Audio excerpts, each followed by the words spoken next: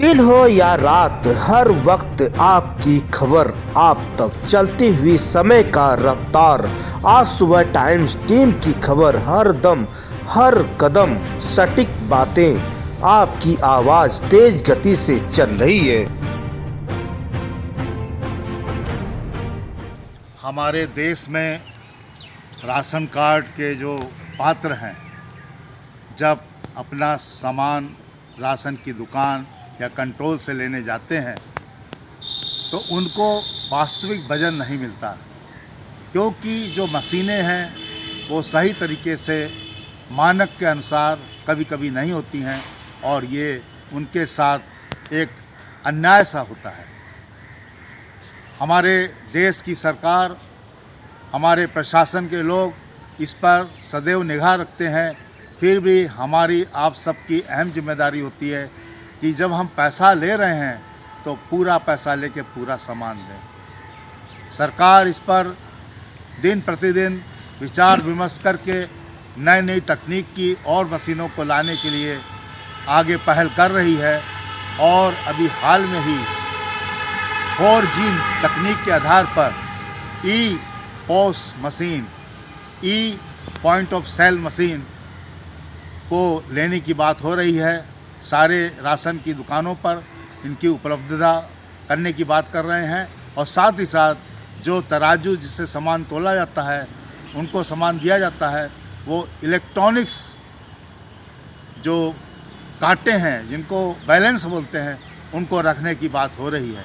क्योंकि राशन में मिलने वाले सामान को अगर हम पूर्णतः रूप से नहीं देते हैं तो ये भी एक अपराध है और अन्याय है, और हम जनता को सरकार कंट्रोल के माध्यम से, राशन के माध्यम से जो सामान दे रही है उसका पूर्ण रूप से अगर नहीं मिला वितरण तो वास्तव में ये बहुत ही एक तरह से देखा जाए तो इंसाफ नहीं है, हमारे साथ एक घोर अपराध हो रहा है। तो सरकार इस पर कार्य कर रही है, मगर हमारी आपकी जिम्मेदारी भी बनती है कि हम अपनी ई पॉस मशीन और इलेक्ट्रॉनिक जो कांटे हैं उनको सही तौर पर रखें, उनमें कोई भी गड़बड़ी ना करें, उनको वास्तव में जो उनका मानक है उससे स्टैंडर्डाइज करके रखें, जिससे कि हर कोटेदार को इस कार्य में ईमानदारी से लोग उनकी प्रशंसा करें और राशन कार्ड लेने वाले हर जनता जनार्दन को संतुष्टि के साथ राशन मिले। यही हमारे आपकी पहल होनी चाहिए और सोच होनी चाहिए ईमानदारी की। जय हिंद, जय भारत। जल, अन्न, वचन, ये जो तीन चीज़ें हमें इस धरातल पर उपयोग करनी चाहिए, बहुत सोच समझकर। जल ही जीवन है, इसकी एक एक बूंद को हमें संभाल कर उपयोग करना है, बचाना है भविष्य के लिए। जल का दुरुपयोग होने से हमारे इस धरातल से जल जो है अगर गायब हो जाएगा तो हमारा जीवन कैसे चल पाएगा। जल ही जीवन है, इसीलिए आप सब लोगों को मालूम भी है और आप लोग जानते भी हैं कि जल के बिना हम सब प्यासे रहते हैं। चाहे कोई भी हो, इस जगत में जल सबके लिए आवश्यक है। पशु पक्षी भी अपने जल के लिए इधर उधर घूमते रहते हैं, क्योंकि जल से प्यास बुझती है और जल धरती माँ के अंदर से प्राप्त होता है। इसलिए जल का उपयोग बहुत ही ईमानदारी से करना चाहिए। अन्न, जिसके माध्यम से अन्न हम सब लोग, चाहे कोई भी हो, इस आत्मा को तृप्ति देते हैं। अन्न देखा जाए तो एक तरह का भगवान, ईश्वर ही है। इसका सही तरीके से उपयोग करना चाहिए। अगर हमारी थाली में जरा सा भी भोजन या अन्न बचा है तो उसका सदुपयोग करना चाहिए। हमें अन्न के साथ खिलवाड़ नहीं करनी चाहिए, थाली में अन्न छोड़ना नहीं चाहिए, क्योंकि इस अन्न से हमारा जीवन, कितने पशु पक्षी उनका जीवन चलता है।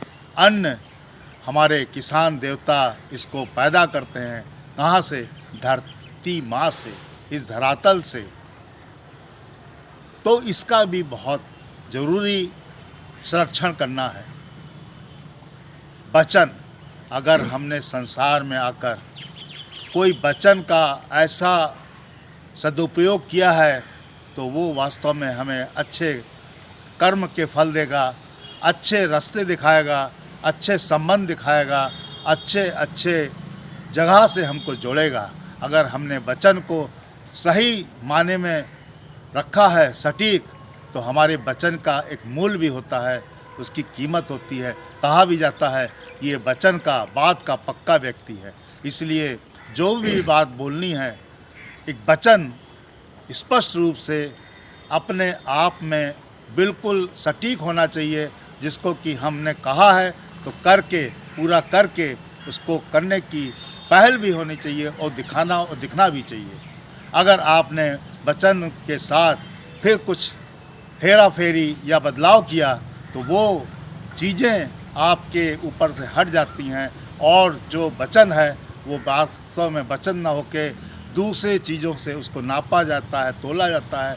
इसलिए वचन को हरदम अमूल्य मानकर इसका सदुपयोग करें और इस जीवन को सुंदर बनाने के लिए जल, अन्न और वचन अगर आपने अच्छे से संभाल लिया तो आपका जीवन के साथ साथ इस समाज में, इस परिवार में, इस देश में हर व्यक्ति सुखी रहेगा, शांति में रहेगा, आनंद में रहेगा।